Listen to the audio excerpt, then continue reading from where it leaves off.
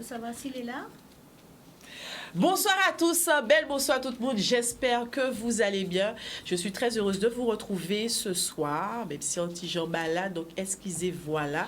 Mais voilà, on ne rate pas notre rendez-vous hebdomadaire du mardi soir autour d'une nouvelle thématique que nous abordons avec des intervenants de qualité.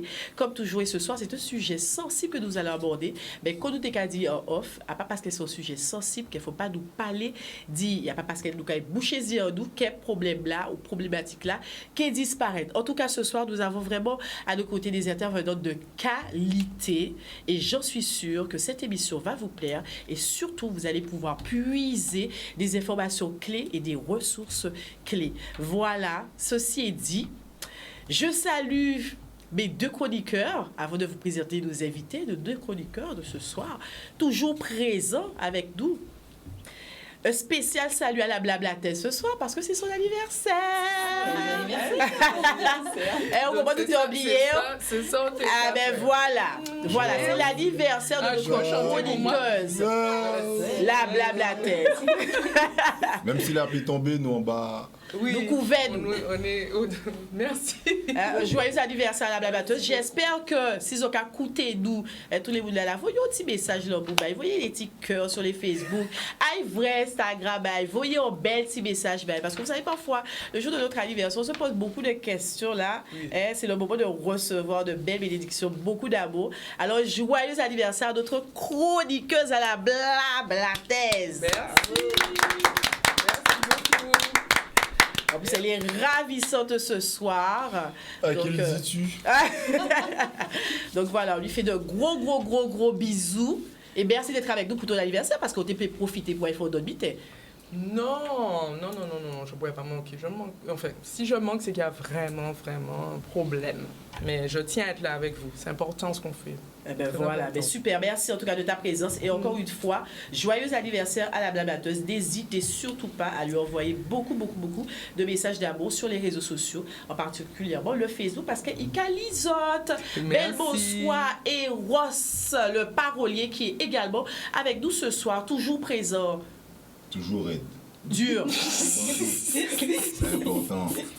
En cas, disons tout bien bonsoir ce plateau-là, bien bonsoir tout le monde qui a écouté nous, tout le monde tout partout, et Guadeloupe, Guyane, Martinique, London, tout partout zoyé sur le Canal 10.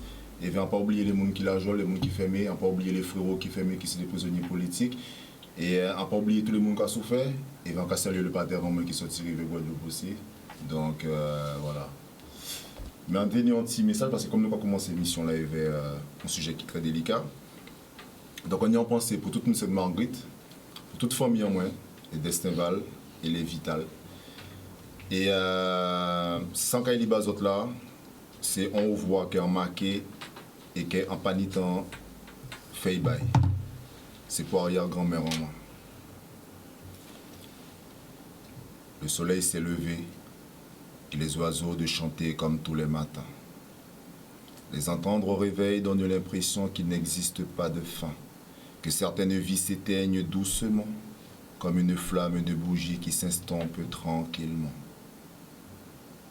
J'avais l'impression que tu étais immortel, et même si ton corps était devenu frêle, ton âme a butiné cette terre pour en extraire son miel. Je n'ai jamais voulu croire que tu partirais, même si tu nous le répétais. Tu me manques tellement que je te pleure encore. Et c'est en voyant la peine couler des yeux de nos proches que je me suis rendu compte de tout ce que tu as été et du vide que tu laisses. À ce moment, ta mort me tenait en laisse avec cette phrase qui revenait sans cesse. Yémissi, en comptant voir avant d'aller. Pourquoi avoir moi, mais on peut changer moi. On peut vraiment bien, on peut tant parler d'elle, on peut parler de moi. Et pris dans la toile de la dépression, je me suis perdu dans l'obscurité de mon écran. J'en suis sorti plus fort, mais diminué de toi. Tu es parti sans même qu'on se dise adieu. Partir les larmes aux yeux, partir rejoindre les autres, jusqu'à ce cri, cette rage et cette larme qui se sont rencontrées. Je pleure nos morts partis trop tôt, toujours trop tôt. Mes regrets se noient dans ma mélancolie et je me dis que je devrais être puni pour ne pas avoir fait ce que j'avais promis, de passer te voir hier. Prenez le temps de chérir ce que vous aimez. Ne les laissez pas partir sans leur dire je t'aime. Prenez le temps de leur donner du temps parce que vos regrets vous tourmenteront. Il ne se passera pas un jour sans leur demander pardon. Cela faisait quelques jours qu'on ne s'était pas vus. Ce jour-là, je voulais te voir le matin, puis le midi avant de choisir de me reposer pour carrément passer avec les enfants en début de soirée. Sauf que tu es parti te reposer, pendant que je me reposais, et de reposer éternellement dans mon cœur, mon bin. C'était pour mon arrière-grand-mère qui est partie à l'âge de 100 ans. Vital, Bibine, Joachim. Voilà. Très beau témoignage. Voilà, donc là, Tu commences fort, hein? Généralement, tu nous gâtes à la fin. Là, c'est au début, c'est ça? Oui, à la fin, ça sera différent encore. Hein? Mais Pour ouvrir un peu le sujet. surtout, c'est le message que je voulais faire passer, c'est que on a l'impression, on a toujours l'impression qu'on a loupé quelque chose. On a toujours des regrets. Mais il ne faut pas en avoir parce qu'en fait, on peut pas tout faire. On n'est pas Dieu, nous sommes que des êtres humains. Et surtout les bons moments, on les passe pendant qu'on est là, quoi, surtout. Et pas essayer de les passer après parce que c'est trop tard. Ben, merci beaucoup pour ce Merci. beau message. Et je pense bon. que ça fait écho. Hein? Alors, s'il y a le clic des yeux déjà. Ça fait écho avec notre sujet de ce soir. Si vous vivez un moment difficile, ne blâmez pas la vie. Vous êtes juste en train de devenir plus fort. Et ce soir, c'est au travers de l'histoire de Arsénia Rousseau-Arlequin, qui est auteur du livre « Mon époux est malade, alors je me soigne », qui est également président de l'association des aînés du Rézé, que nous allons vraiment découvrir une histoire de résilience, j'ai envie de dire, une histoire d'aidante qui a accompagné son époux jusqu'à la fin et qui ce soir a accepté de nous parler de cette histoire. Pas simplement pour en parler, mais pour inspirer d'autres personnes, d'autres aidants aussi qui traversent parfois des moments difficiles, dire, mais voilà, il y a des ressources, il y a des outils à disposition et après, il faut continuer à vivre. Bonsoir, Arsénia Rousseau-Arlequin. Comment vas-tu? Qui genre? Bonsoir à tous. Ben, moi là, moi bien, qu'on voit, hein. Apparemment, les regardez moi, on voit bien. Ah oui, vous comprenez ça. C'est le reflet extérieur, mais les paraître bien à l'extérieur, c'est parce que le corps a senti bien à l'intérieur et ça a découlé de l'esprit et des pensées qui bien aussi. Tout à fait, je voulais dire. Hein? Alors, c'est y a résiliente, femme déterminée, courageuse, généreuse, pleine de ressources. Ce sont des qualités principales, j'ai envie de dire. Je pense que ce sont mes qualités principales. j'ai Et bien il y en a dit. eu une au départ qui s'ajoute et qui permet d'aboutir à tout cela. C'est laquelle? C'est la patience. Ah, la patience. Ah oui, beaucoup de patience. Dis-toi que la patience est une vertu. Absolument. En tout cas, merci d'être avec nous ce soir. Arsénia, tu as accepté de nous parler de ton histoire et également des actions aussi que tu entreprends pour aider les aidants. À tes côtés, nous avons Madame Cassia Anjour-Aparou. C'est bien ça? Apourou. Qui est présidente de l'association Karukera Phoenix, située dans le sud Basse-Terre. Belle bonsoir, comment vas-tu? Ah ben je vais bien, quand on dit enseignant, très bien. Alors à l'extérieur, on va paraître bien, c'est quand on dit donc bien. C'est exactement ça. Donc oui, je suis présidente de l'association Karukera Phoenix, dont le siège est sur Capesterre-Bello. On accompagne les hommes et les femmes atteints de cancer et tous les types de cancer avant, pendant et après. Donc effectivement, c'est un sujet sensible, mais il faut savoir que quand on a atteint le cancer, il y a une partie aussi de choc, de deuil et de résilience aussi qui arrive derrière. Tout à fait, de résilience. Et tu n'accompagnes pas que les personnes, tu accompagnes également l'entourage, les proches et les aidants. Ça, c'est important. J'ai une question.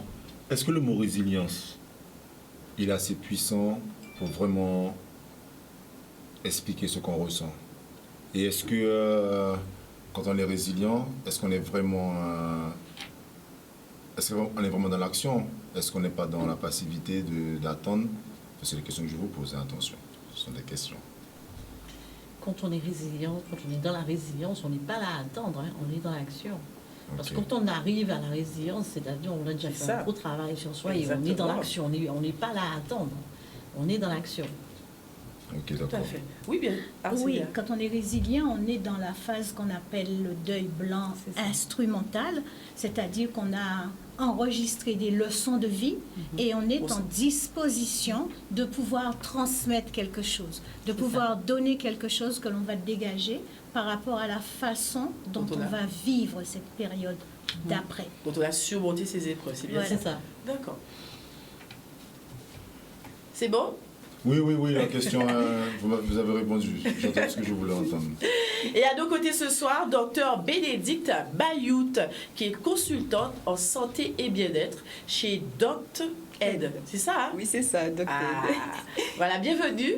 Merci d'être avec nous. Qui gère bien? Ben là, on la catch bien, ça pète la forme, tranquillement. Ça me fait plaisir d'être là ce soir, justement. Tu es d'accord aussi, c'est un sujet sensible, tabou ou simplement sensible? Un petit peu des deux, un peu moins tabou quand même, puisque maintenant on fait quand même l'effort d'en parler, ce qui est très bien. Enfin, de plus en plus de structures se mettent en place justement pour pouvoir aider les gens, que ce soit au temps du deuil, c'est-à-dire avant, puisqu'il faut savoir que le deuil, ça se prépare, mais aussi après. Comme disait madame aussi, le deuil, ça implique aussi l'annonce d'une maladie incurable.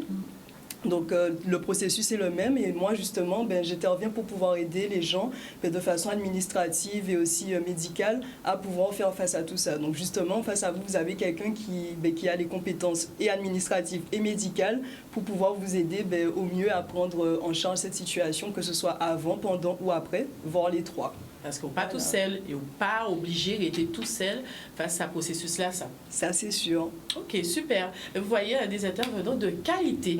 On l'a dit, ce soir, nous allons parler de l'accompagnement au deuil avec nos invités. Je vous rappelle que nous sommes en direct télé, nous sommes également en direct Facebook. Ça veut dire que vous pouvez donc à tout moment soit nous appeler au 0590 96 10 10 ou alors tout simplement communiquer avec nous via le réseau social Facebook de Canal 10. Cette émission, elle est interactive, alors vous êtes conviés à participer. Comme toujours, Jacques Odette, pratiquement là, Cisé, nous sommes entre nous.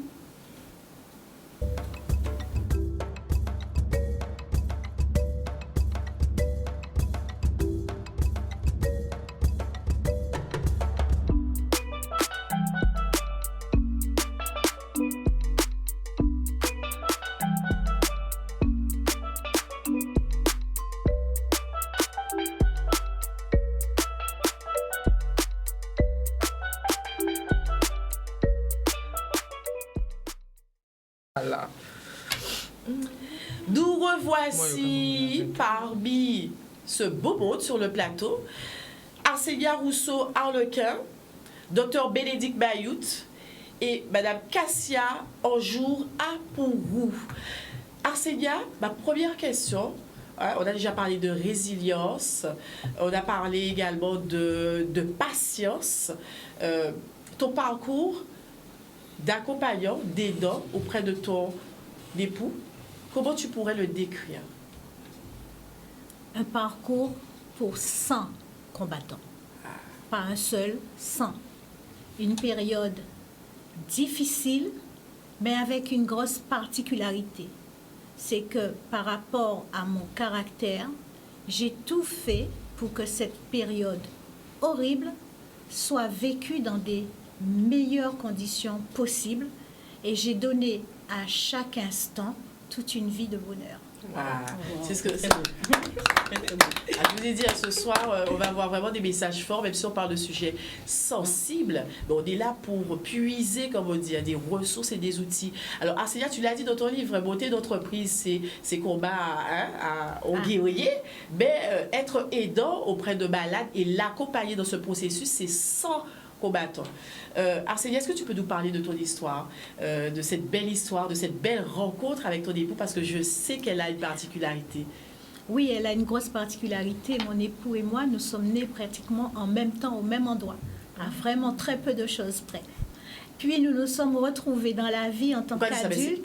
C'est même l'hôpital là. Même l'hôpital là. Vous avez bien comprendre. C'est même l'hôpital là. Une semaine d'intervalle. La clinique le Mestre à Pointe-à-Pitre. Donc nous d'étions déjà graffons antisier du antigadé. Bon Dieu, pas ça. Pas ça. Pas ça, nous payons ça. D'autant plus que moment moins en poser des questions et c'est qu'à songer peut-être telle personne à l'hôpital là. Malheureusement, comme maman est très très âgée, sa mémoire lui fait défaut et elle ne peut pas me renseigner. Mais c'est bien aussi de garder ce petit mystère et de savoir qu'on se cherche depuis le berceau. Ah là là, c'est magnifique. Ah oui, c'est mignon ça. Alors, au bout de 40 ans, on se rencontre. 40 ans plus tard. Symboliquement. Entre les gens, les autres, chaque monde a vécu vieillot 40 ans plus tard. Et puis, on se rend bien compte très très vite que Lee c'est moi c'est Lee. Ouais. Une histoire fusionnelle? Oui, une histoire très très fusionnelle et plus que fusionnelle dans le sens où on l'entend, une histoire qui a certainement quelque chose, une connotation différente derrière. Puisqu'il y a des choses que je raconte dans le livre qui sont quand même des expériences assez particulières. Très particulières. Qui ne sont pas forcément faciles à faire passer ou à faire comprendre, mais c'est du vécu. Tout à fait. Et donc, pendant à cet âge de 40 ans, on s'est rencontrés. Et puis, bien sûr, très vite, on s'est rendu compte que il aimait moi aimais. Alors qu'on lui a dit, lui et puis moi, nous ensemble. Nous mettons-nous ensemble. Chaque monde divorcé dès là, et nous fait vivre nous ensemble. Et nous, effectivement, vivons vie, mais avec plus confusion, parce que complémentarité là, tu es à tous les niveaux. C'était qu'on les familles, nous t'ai dit avant, coupé haché. C'était un coupé haché.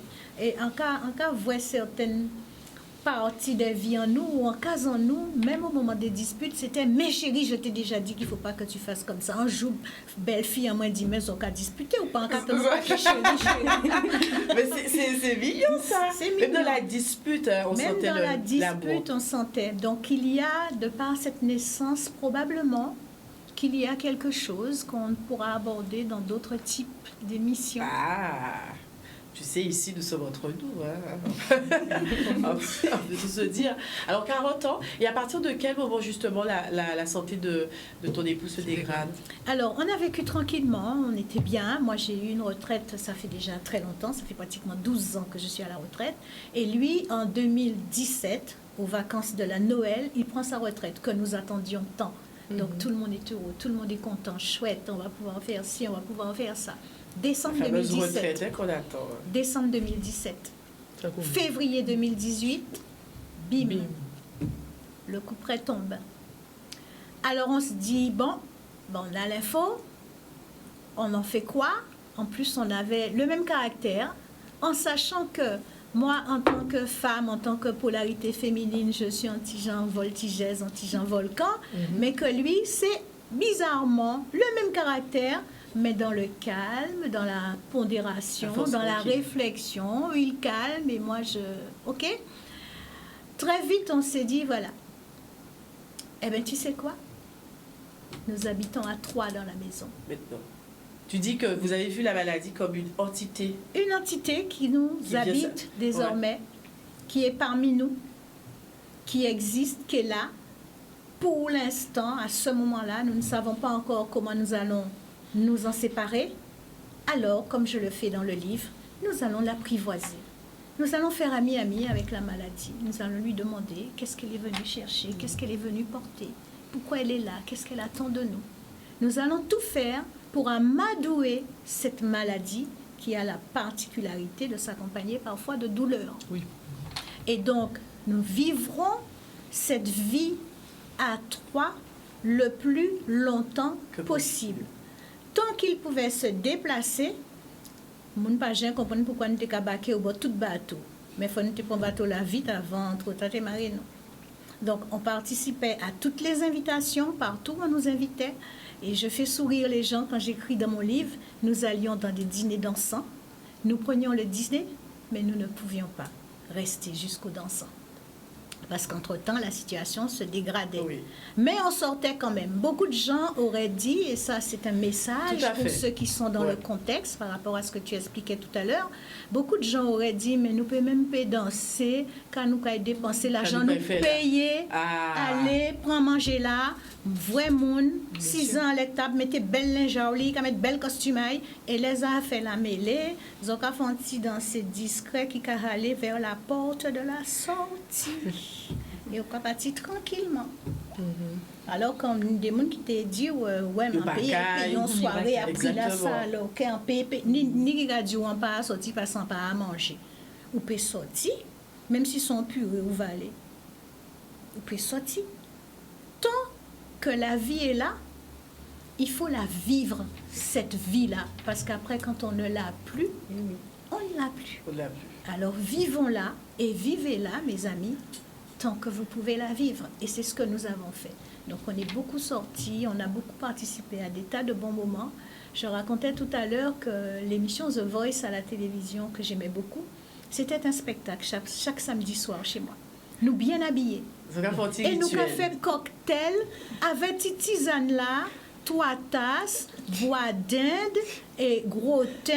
Mais la particularité, c'est que ça a dans bel verre, Voilà. en trempé dans menthe ou en trempé dans grenadine.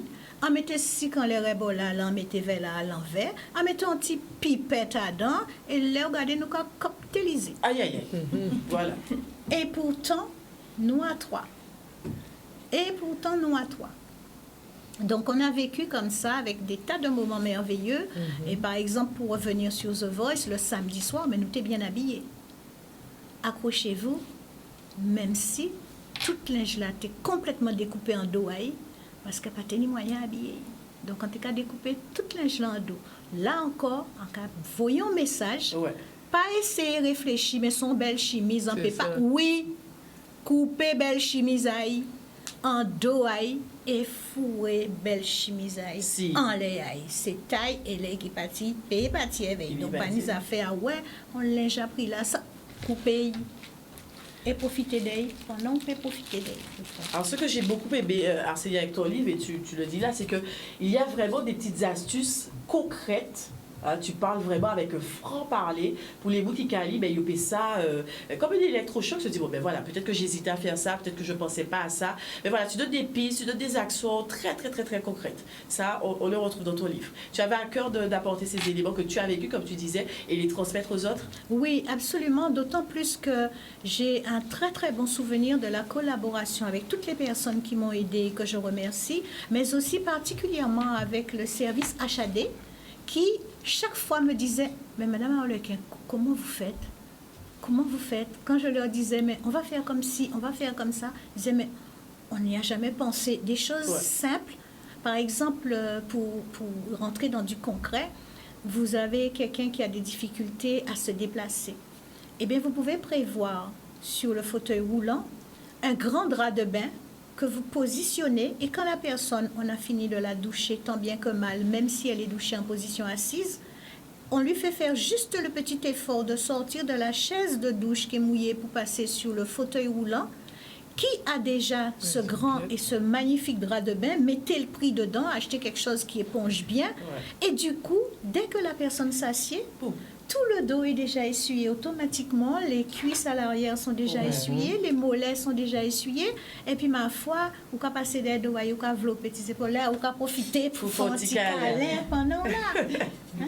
Donc, ce sont des choses qui facilitent la vie, Tout à fait. alors qu'on est habitué à prendre une serviette, à essayer de... Non, essayons... Il faut retrouver des astuces, inventer, Voilà. comme tu dis, être créatif. J'ai inventé un fonctionnement d'un aidant débrouillard, d'un aidant qui va au bout des choses.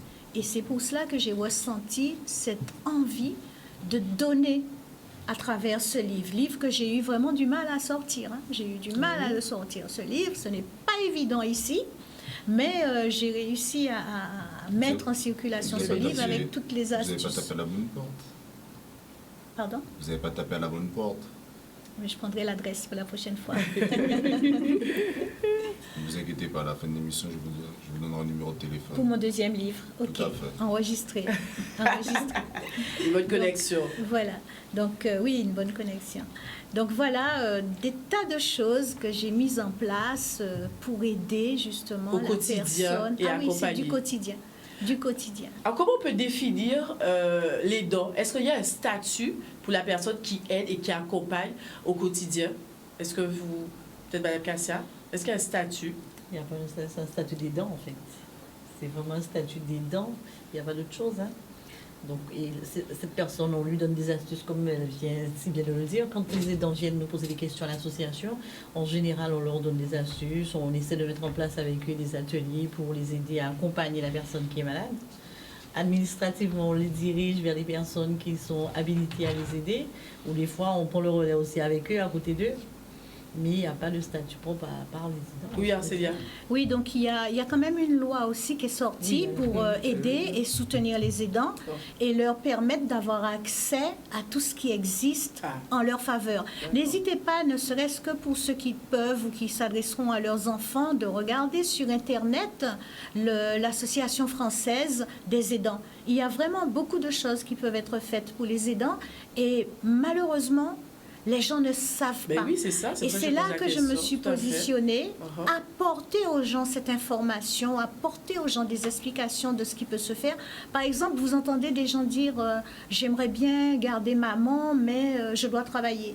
Eh bien, vous pouvez profiter de 3 mois où vous n'irez pas travailler.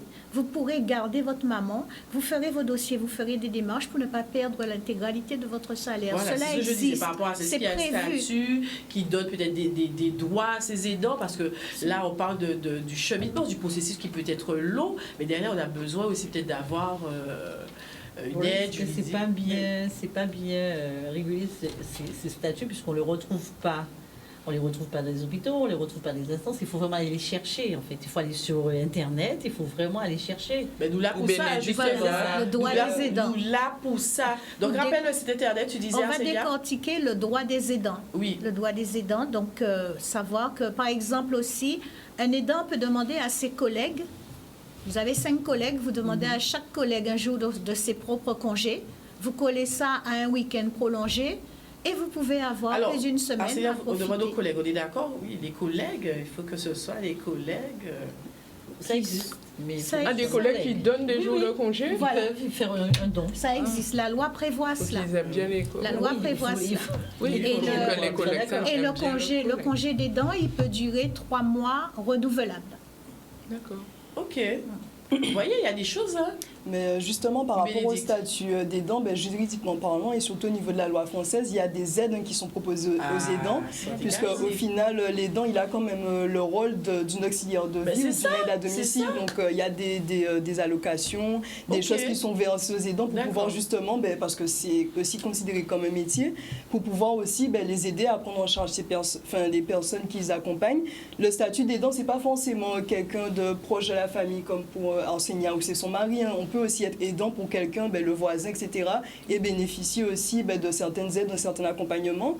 En France, les aidants sont formés. Ici, en Guadeloupe, je ne sais pas si c'est réellement le... Oui. Mais comment ça, on n'est pas... Ah bon? Non, mais... La personne n'a pas entendu. Non, mais on n'est pas en France. Sur certaines choses, pas d'autres choses. Les aidants guadeloupéens ne sont pas formés. Les aidants... Parce que normalement, à l'annonce d'une maladie incurable ou dans d'autres contextes, normalement, l'aidant est censé être formé pour justement savoir à quelles aides il a droit, comment faire, etc. Il est censé être formé par qui? Et quelles sont les démarches? Par des structures, mais comme il y a un petit peu de dysfonctionnement à ce niveau-là en Guadeloupe, comme le disait madame. Donc, du coup, moi, je suis là pour ça, pour aider les gens, pour les accompagner, pour qu'ils sachent exactement quelles démarches faire, éventuellement les faire pour eux, puisque maintenant, tout est dématérialisé. C'est ça. Les aidants, en général, ce sont des personnes d'un certain âge. La plupart, c'est la réalité. Voilà, mais oui. surtout que la population est vieillissante. Donc, à ce niveau-là, je peux proposer justement un accompagnement pour aider les dents, parce qu'en général, les dents aident, mais les gens qui ont aidé les dents là, voilà, exactement. Et beaucoup ne se déclarent pas. Aussi, oui. Il y a des formations qui sont faites au niveau de France Alzheimer. Et il y a aussi à Jarry, au bout de la rue Ferdinand Forest, vers la Poste, par là, un centre de formation qui s'appelle AFP. Oui. Donc, les gens peuvent se rapprocher de ce centre-là qui fait de la formation. Et en ce moment, ils ont des sessions. Donc, vous pouvez vous rapprocher de Madame Marbois. Je n'ai pas le numéro de téléphone tête, mais éventuellement, je vais le laisser à Canal 10 en regardant tout à l'heure. Mais c'est cette personne, avec son centre de formation, plus France Alzheimer, ils font des formations pour accompagner justement. Est-ce que par rapport à ton histoire, histoire. Alors, est-ce qu'on peut conseiller vous de faire ces formations-là, ça? Oui, on peut conseiller de faire formation là, ça d'autant plus que moi, j'ai l'occasion d'aller aussi faire des petits tours dans ces formations-là, ça. C'est important parce que, par exemple, ne serait-ce que techniquement, apprendre qui j'en tourner en malade. Par exemple. Ou encore, nous habitons moi apprendre et on peut parler d'ailleurs dans le chapitre livre moi apprendre communiquer autrement avec Marie moi. Parce que Marie moi était regardé moi avant tisier doux, considérer en disant entrailles en disant subconscient il était qu'à sentir nous habiter entre nous, mais était regardé moi et était qu'à dire moi tu es bien gentil toi. Je trouve que tu t'occupes bien de moi. Mais il faut apprendre à rentrer dans ce type de communication-là. Par exemple, on était un moment avec psychologue, on était un très bon psychologue aussi. Pensez à faire ça, mesdames et messieurs. C'est important pour toi de se faire accompagner aussi, accompagnement psychologique. Faites-le, rapprochez-vous. J'avais un très très bon psychologue et c'est important. Et lorsque ce psychologue travaillait avec moi, il m'apprenait à corriger ma communication. Par exemple, à un certain moment, mon mari a perdu la mémoire. Mais moi, j'avais tendance à lui dire, tu te souviens pas, tu te rappelles pas. Eh bien, on ne dit pas cela. On apporte l'information à la personne subtilement, intelligemment, délicatement, pour que la personne soit bien à l'aise. Parce que si on dit à la personne, tu te souviens pas, et que la personne réalise qu'elle ne se souvient pas, choc, ça devient un autre choc supplémentaire. Donc, il y a une communication qui diffère en présence de ce type de situation. C'est intéressant. Mais c'est dommage que cette sensibilisation-là ne soit pas faite même plus tôt. Je trouve ça même dommage que dans l'enseignement supérieur, même pour les lycées ou au niveau études, qu'il n'y ait pas une sensibilisation déjà à ce niveau-là. On attend d'arriver à cette situation pour pouvoir du coup aller trouver vite qu'est-ce qu'on fait, etc. Alors qu'on vit dans un monde où quasiment toutes les familles sont confrontées, même toutes les familles sont confrontées. Il ne faut pas parler des balades. Donc t'imagines qu'on a déjà cette crainte, cette peur, il ne faut pas en parler. Après, il faut là de chercher, c'est pas directement concerné. Non, mais qu'on impose là cette sensibilisation-là, parce que comme tu l'as dit tout à l'heure, la population est vieillissante, donc on va être confronté à de plus en plus à justement devoir aider, accompagner nos aînés, accompagner aussi. Donc c'est vrai que c'est pas un moment où on attend au dernier moment que la personne se retrouve dans une situation qui nous demande à ce moment-là de rentrer dans ce processus, qu'on doit aller commencer à comment je fais. Non, je trouve ça dommage. C'est trop, on est trop souvent dans la réaction. On n'anticipe pas. Pourtant, ce sont des histoires de vie, quoi. Tout le monde passe par, toutes les familles passent par là. Oui, les personnes qui sont sur la région bastérienne peuvent aussi rentrer en contact avec Assistance 2000. Assistance 2000, il y a aussi des professionnels qui sont très très bien, qui vont vous accompagner, vous convoquer dans certaines formations. Je suis en contact aussi avec ces gens. C'est vrai que depuis que j'ai vécu cette situation et que je me suis positionnée pour aider les aidants, j'ai un réseau relationnel assez développé là-dessus. Il faut savoir qu'il y a aussi, oui, et je m'intéresse aussi à toutes les lois qui touchent à la question. Mais vous avez aussi le GIPRASPEG qui peut aider les gens. Il y a des institutions, il y a des plateformes de répit. Il y a une plateforme de répit sur... Qu'est-ce qu'une plateforme de répit pour les qui ne pas connaître? Alors, une plateforme de répit, il y en a une qui s'appelle Les Colibris et qui se trouve à Palais-Royal sur le territoire des Abîmes. Donc, c'est un endroit où vous pouvez aller pendant, mettons, la journée, déposer la personne que vous gardez. Il y aura des professionnels qui vont accompagner cette personne. Si vous le voulez, vous pouvez rester aussi faire un petit belote, un petit domino avec ça qui fait belote et domino. Mais vous pouvez aussi, si vous voulez repartir, laisser la personne. Voilà. Et ça, c'est un outil qui est extrêmement puissant parce que tous les moyens sont bons pour se ménager des moments de détente, des moments où vous allez retirer votre esprit et votre corps physique de cette circonstance, de ces conséquences que vous vivez et qui vont finir tôt ou tard par vous atteindre si vous n'y prenez garde. Mais justement, avant la prochaine question, parce qu'on va l'attaquer avec une phrase clé que tu dis, d'ailleurs c'est le titre de ton livre. Alors, il y a Odile Ziguilé, vous allez me dire si vous êtes d'accord, qui nous dit exactement, ne pas dire à la personne tu ne te souviens pas. On n'a même pas besoin de faire une formation pour ça, juste un peu d'intelligence et faire attention à la personne. Si tu as quelqu'un d'attentionné, ça se fait automatiquement. Alors, je ne sais pas si ça se fait. Comment est-ce Bénédicte? Mais- On peut avoir des réflexes comme ça, c'est pas forcément qu'on n'est pas attentionné. Surtout ça, c'est qu'en plus la maladie, c'est quelque chose qui des fois arrive de façon inattendue. Donc la réaction de chaque personne est différente en fait. Enfin, on a tendance souvent à générer, à globaliser, mais même quelqu'un, comme on dit, un enfer n'est pas avec de bonnes intentions. Et donc avec tout l'amour du monde, on peut s'en rendre compte et justement sans accompagnement, sans formation, etc. Ne pas avoir ce déclic. Voilà, exactement. Donc c'est pour ça que c'est important. Ça, alors, Ben tu dois oui. dire ça, peut-être c'est pas un manque d'attention. Oui, je pense, c'est automatique, c'est un Ben oui, réflexe. On parle à la personne comme d'habitude aussi. Exactement. Mais oui. On voit pas qu'il y a un changement ou oui, c'est bien. Alors, je pense qu'il y a deux choses. Il se pourrait, je parle au conditionnel, que la personne qui a dit cela, avec de très bonnes intentions, je le Bien lui sûr. accorde, Ça n'ait lui dit, jamais là. vécu la situation. Parce que quand vous êtes dedans, il va s'écouler un moment avant que vous ne puissiez réaliser que la personne a oublié. Et là aussi, ça va être un choc lorsque vous allez rentrer face à ce constat-là. Mais vous savez que c'est vrai qu'on dit toujours bien facile et tout, mais est-ce qu'on a vécu la situation pour pouvoir se faire une opinion in situ? Je ne suis pas sûre. Parce que c'est des conditions, comme tu l'as dit dans ton livre, à chaque chapitre, on se rend compte qu'il y a des problématiques nouvelles, il y a une réadaptation. Il faut prendre, tu l'expliques aussi, prendre le temps aussi d'analyser la situation, quelles ressources que j'ai, quels outils que je peux utiliser. Là, tiens, là, il y a tel changement, il faut réadapter des petites astuces aussi chez toi. Penser à lui faire boire de l'eau, tu vois, des petites choses comme ça. On a l'impression que ça prend du temps. Il faut avoir cette patience, comme tu dis, d'adapter. C'est ça? Oui, c'est un rodage. C'est pour ça que je dis que vraiment, c'est au coup par coup que l'on se rend compte qu'il se passe quelque chose. Mais le constat, il ne tombe pas d'un coup. Donc forcément, automatiquement, on converse comme on a appris à le faire. Mais oui, chérie, tu te souviens d'un tel, c'est... Voilà, ça Oui, sort spontanément. Donc, non, je ne suis pas d'accord avec la remarque de tout à l'heure. Il faut qu'elle voie, quand elle sera en situation, si un jour elle l'est, elle verra qu'avant qu'on ne réalise ce qui se passe, il s'écoule quand même de temps en temps un petit « mais oui, tu te souviens pas ?» parce que vous ne savez pas tout de suite qu'il y a un problème.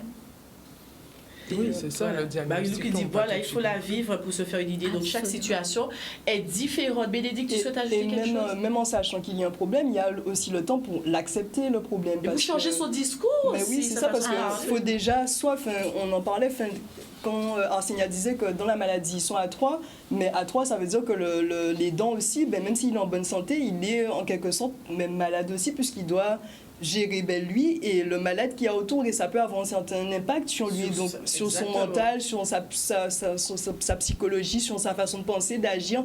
C'est tout un chamboulement de vivre avec quelqu'un qui est malade, justement. C'est pas quelque chose de facile, la maladie, peu importe le degré ou l'importance, mais c'est quelque chose qui justement implique des changements. Et même pour changer, par exemple, de style vestimentaire, c'est compliqué. Alors imaginez de changer de discours face à quelqu'un avec qui vous avez certaines habitudes qui sont ancrées, quoi, en quelque sorte. Tout à fait, je suis d'accord avec ça.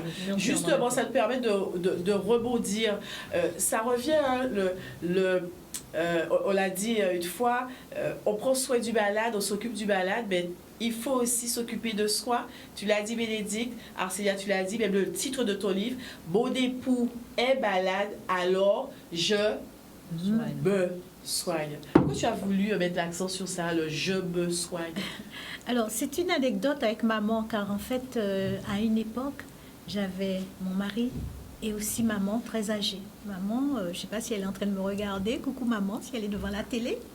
Donc, quand j'ai vécu cette situation, maman voyait de plus en plus mon mari descendre. Donc, c'est ça aussi, c'est un épisode qui est difficile, de voir la personne changer, mais pas dans le meilleur sens. Et puis un jour, elle est arrivée toute triste, et puis elle me fait « Et aujourd'hui, comment il va? Dis-moi comment il va, dis-moi comment il va. » Il n'allait pas bien du tout en réalité.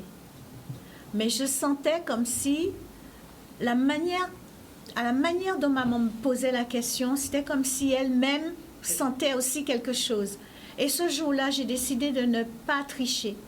Je lui ai dit, tu sais, maman, en réalité, il va très mal. Alors je me soigne. Tu n'as pas parlé bien sérieux, bao, ou qu'à plaisanter. Sur le coup, elle n'a pas compris ce que tu voulais dire. Elle n'a pas compris. Ouais.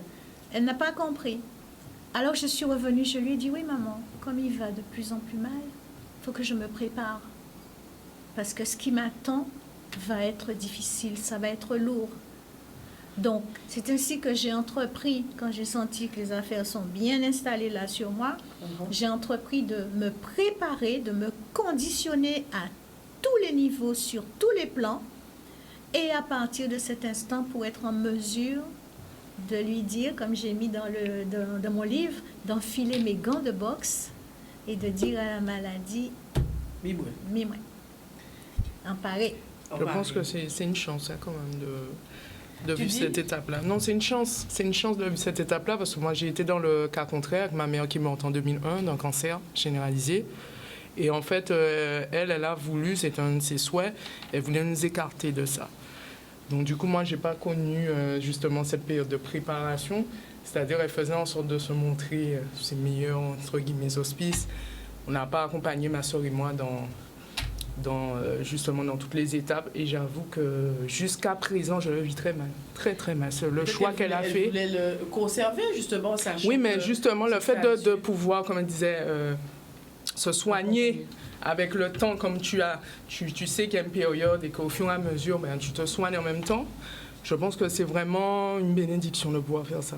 Parce que le fait d'un coup, tu apprends la maladie, après, bam, tu as la perte, alors que tu aurais peut-être, avec des moments de partage, des moments de vie, même dans la douleur, tu aurais peut-être pu transmettre des messages, tu aurais pu peut-être recevoir aussi, bien sûr, c'est important, des messages. Donc, s'il y a bien, moi, justement, un mot que je vais faire passer ce soir, c'est de permettre à l'entourage de vivre quand même des moments, si on peut, avec soi, quand on est malade ou autre, parce que après, on ne peut plus faire, tout simplement. Donc, non, c'est bien qu'elle ait pu faire ça. Je trouve que c'est très important. C'est extraordinaire ce que tu viens de dire, et je rebondis pour donner du concret, tel que le souhaite Queen V ce soir. C'est très, très important. Pourquoi? Parce que si vous avez assuré et assumé le rôle auprès de la personne jusqu'au bout, eh bien, c'est ça qui va vous faire une sorte de karma positif, une sorte de réserve énergétique qui va vous permettre d'avoir la force de supporter le deuil sans rester dans le deuil intuitif avec uniquement des émotions qui vous affaissent, qui vous font descendre. Et ça va vous permettre justement de puiser dans ce stockage énergétique de quoi passer dans la phase de résilience dans les meilleures conditions. Parce qu'il n'y a pas de regret, il n'y a pas de remords. Si vous avez assuré auprès de la personne, vous êtes dans la plénitude, vous êtes dans la satisfaction d'avoir donné, d'avoir pu faire et d'avoir fait tout ce que vous pouviez. Et moi, je dis, j'ai fait tellement que je suis devenue l'aidant que je voulais être. C'est ça. Mais même pas forcément en tant qu'aidant, même avec les enfants aussi, ne pas écarter les enfants. De ça, comme elle disait, un aidant, ça peut être enfant. Oui, mais je veux dire, même les enfants aussi, ne pas forcément chercher à les protéger, c'est-à-dire à se dire, ah non, ils sont trop jeunes, il ne faut pas qu'ils vivent. Non, c'est-à-dire on s'adapte, comme elle le disait, avec des mots simples, on trouve le moyen de communiquer quand même, on adapte. Et l'enfant aura justement la force après de continuer à vivre, à être résilient et à vivre sans vous, si c'est votre cas ou autre. Mais c'est important. En fait, c'est comme un deuil en amont. Voilà, c'est ça en fait. Un deuil en amont. Je ne sais pas si je me fais comprendre. C'est-à-dire que quand quelqu'un va avoir à subir son deuil en présence du décès, bim, et de tout prendre de plein fouet, vous allez le distiller et le faire ruisseler par petits morceaux. Vous allez consommer cette situation tellement qu'après, vous avez déjà assuré cette partie de deuil aussi. Vous avez déjà encaissé cette séparation aussi. Donc, ça prépare bien s'occuper de la personne, ça prépare à à l'après. un lendemain Ça prépare à meilleur. l'après. On va parler justement de l'après. Cassia, tu voulais rebondir? C'est ce que j'allais dire en fait. C'est qu'en faisant ce travail d'accompagnement avec la personne qui est malade, de s'occuper de cette personne avec patience, amour et bienveillance, eh bien, ce travail de deuil commence déjà et on va vers la résilience en fait.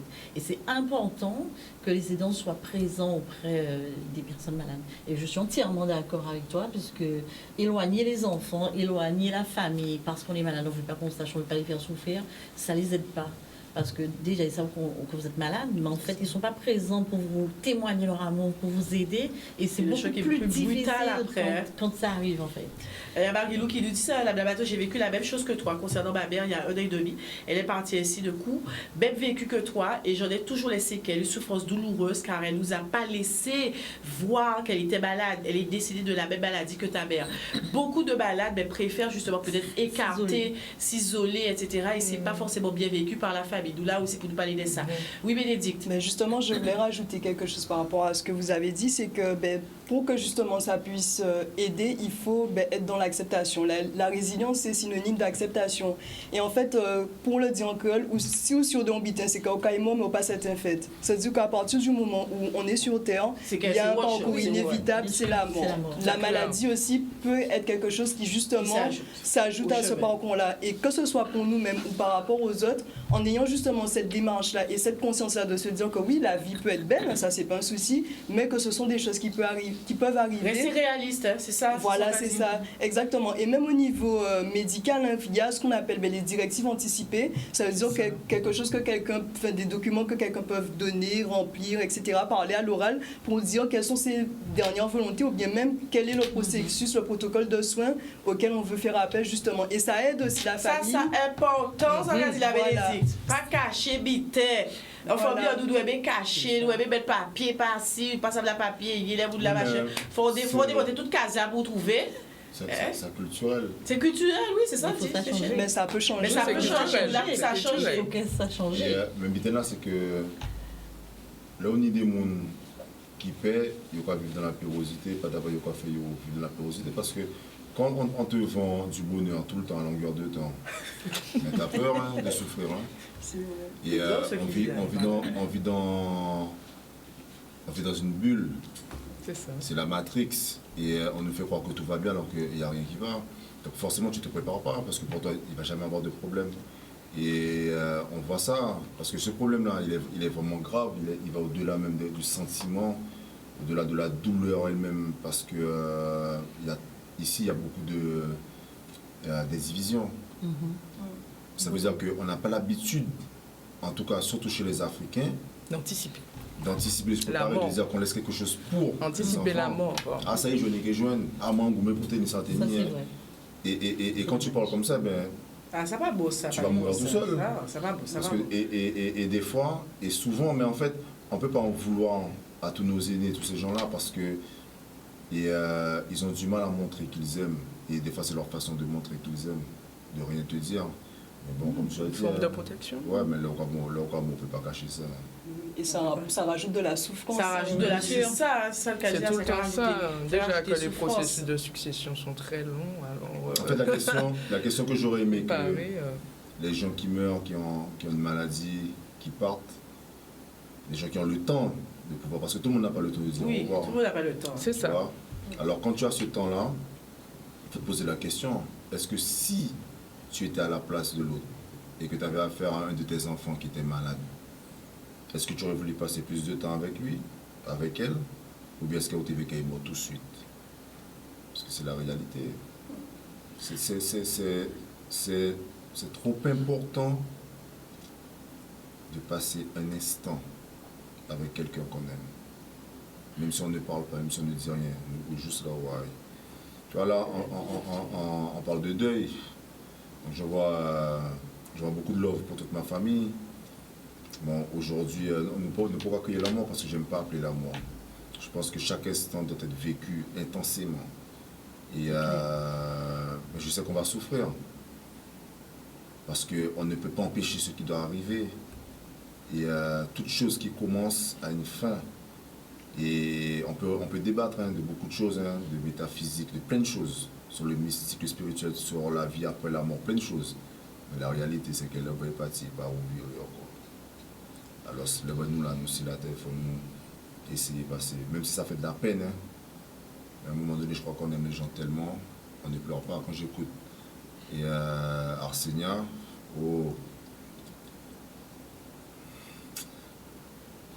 j'ai déjà fait beaucoup de bêtises dans ma vie, mais j'aime profondément ma femme. Et je me suis déjà imaginé qu'elle puisse partir. Alors j'ai imaginé beaucoup de choses. Et en final de compte, je me dis, ouais, il ne faut pas qu'elle parte, il faut que je parte avant. Au final, tu préfères. C'est pas toi Mais c'est de la lâcheté aussi. Oui, Mais comment est-ce qu'on fait? Et c'est pour ça que je suis très très attentif, parce que je ne vais même pas écrire vraiment ce que je ressens pour plus tard, parce que ça sera trop dangereux. Mais moi, c'est quelque chose qui m'a toujours taraudé. Comment tu fais quand tu fais quelqu'un 20 ans, 40 ans, 60 ans, ça fait quelque chose. Mon arrière-grand-mère était tout le temps en train de se disputer avec mon arrière-grand-père. Ah, on ne va pas voir, quand le gars venait près d'elle, il était qu'à bouillir la TV. Quand tu vois, elle est morte, elle a pleuré tout le temps.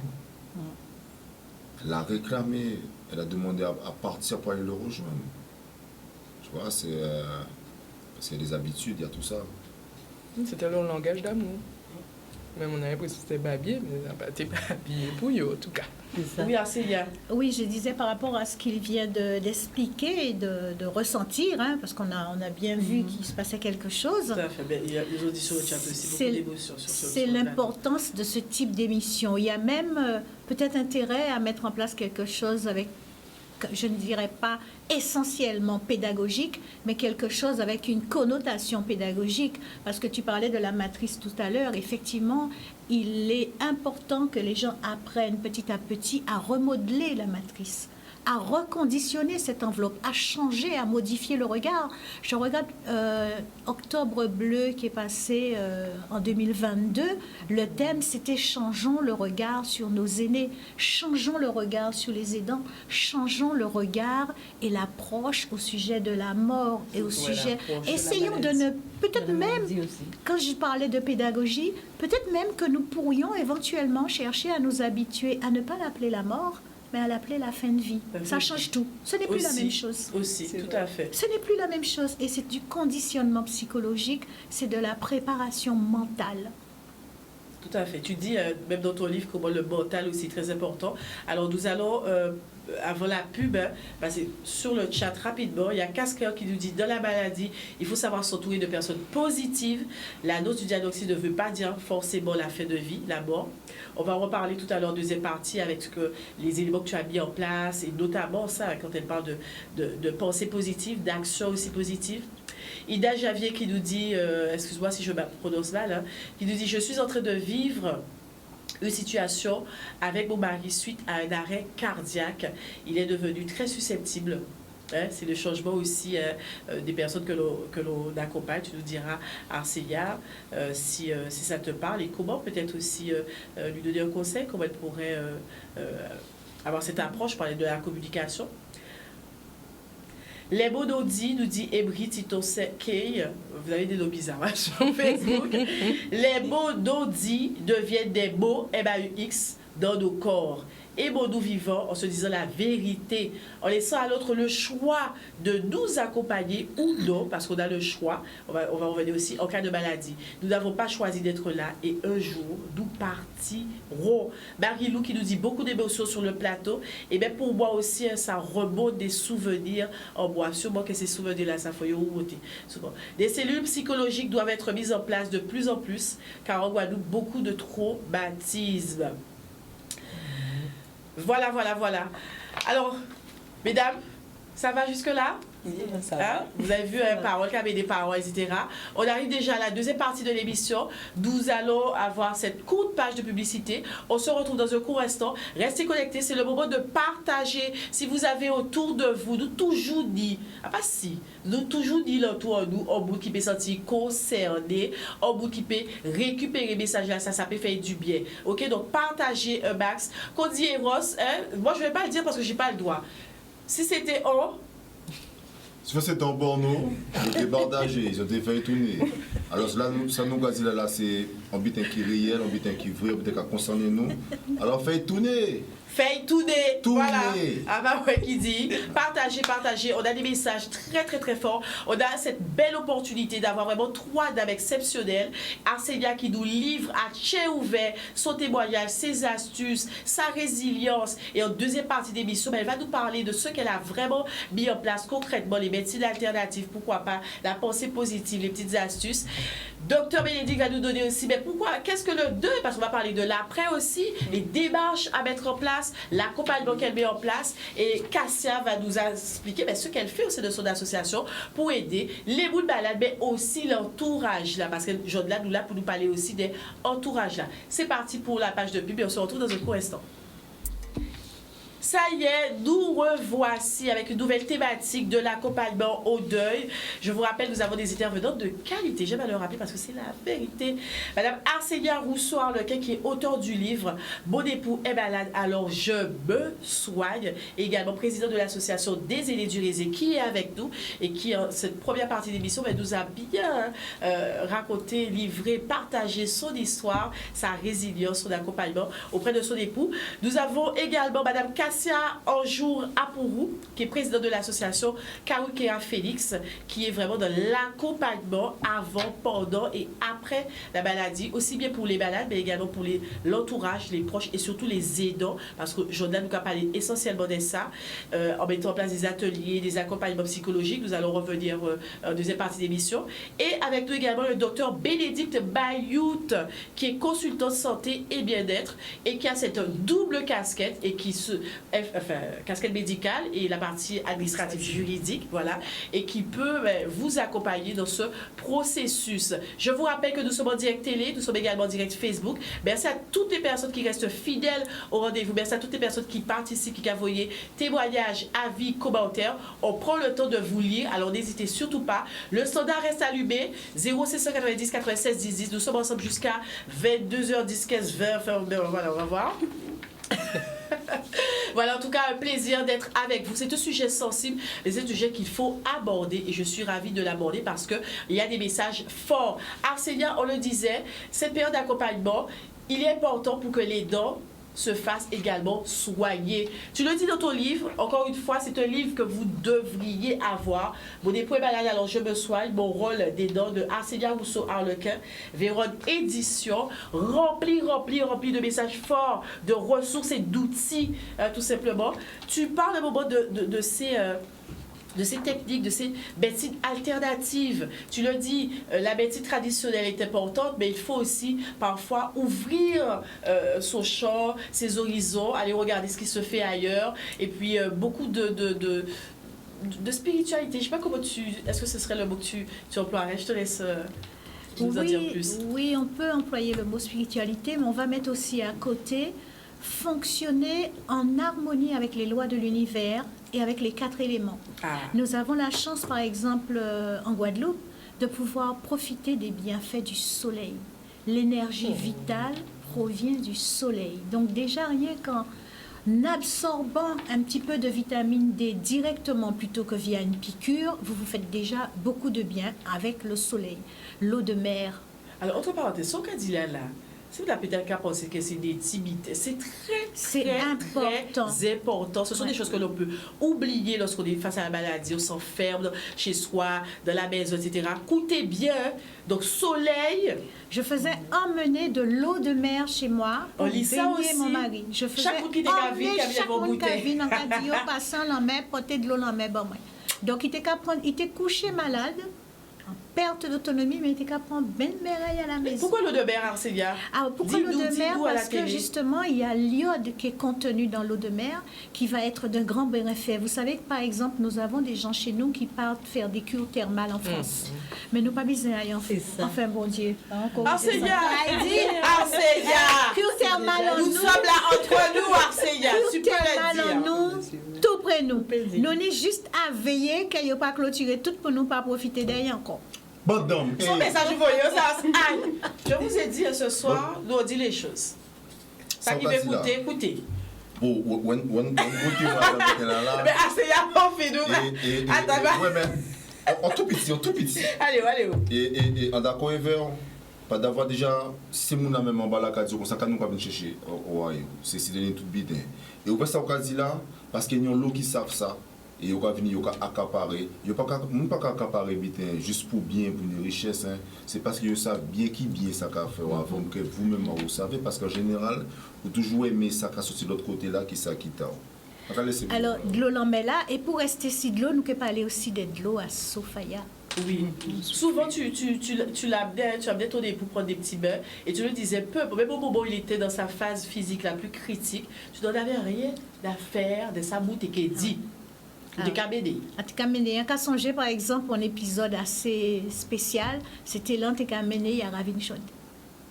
Antécaméné, il y a Ravine Chaude. On t'a décidé, comme en cas quoi, ensemble en cas quoi, on t'a décidé, je vais faire l'élément eau, te rendre ta mémoire. Et j'ai utilisé l'eau, c'est très puissant. Ce sont des harmonisations avec les éléments. Et j'ai donc fait un travail, et au terme du travail que l'on allait faire avec un balnéothérapeute, kiné-balnéothérapeute, et là, les bienfaits de l'eau de Ravine Chaude, eh bien, il a retrouvé sa mémoire. Hein. Et avant de partir, je me souviens qu'il m'a dit, tu sais, chérie, tu mettras ma photo au dos de ton livre. Aïe. Et la photo est au dos du livre. Et je vous raconterai peut-être un jour l'histoire de cette photo. Donc, vous voyez, c'est important. Par exemple, aussi, il y a une chose qui est très, très bien pour la santé, c'est de se lever. Si vous avez la chance d'avoir un petit jardin ou un petit espace propre d'herbe, de gazon près de chez vous, il n'y a pas besoin de beaucoup. Marchez pieds nus dans la rosée du matin. C'est d'un bienfait extraordinaire. Et puis, ne perdez pas de vue aussi, tous les moyens sont bons pour garder un mental apaisé.